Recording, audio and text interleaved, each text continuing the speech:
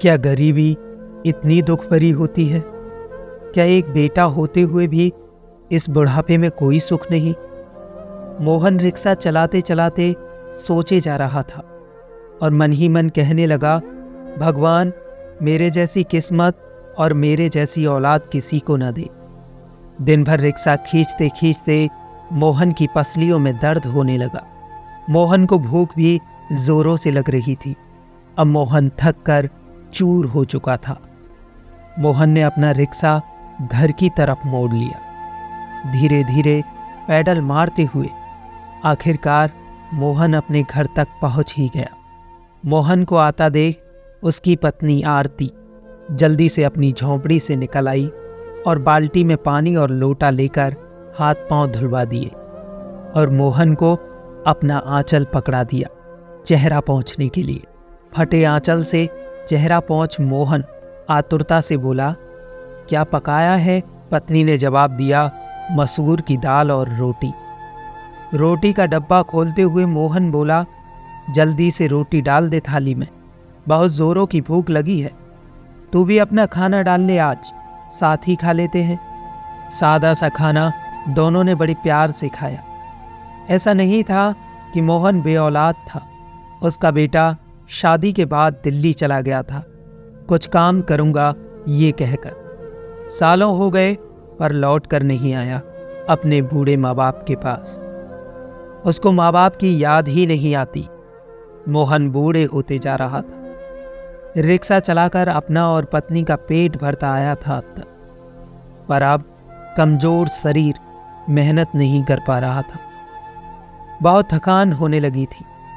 पहले आरती भी लोगों के घरों में काम करने जाया करती थी, पर अब वो भी कमजोर हो चुकी थी। चलते चलते चक्कर आ जाते थे।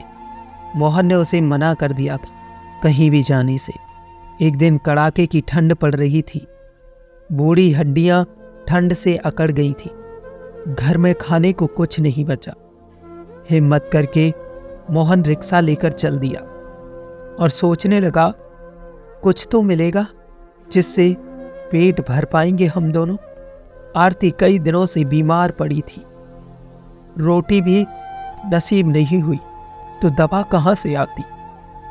सरकारी अस्पताल में भर्ती करा दिया, पर वहां भी कोई आराम ना मिला। सुबह मोहन सवारी की तलाश में रिक्शा लेकर निकला। अचानक सीने में जोर से दर्द उठा और एक हिचकी के साथ उसका दम निकल गया। उधर आरती को खांसी के ठसके पर ठसके लगे। अचानक उसे खून की उल्टी हुई और उसके भी प्राण निकल गए।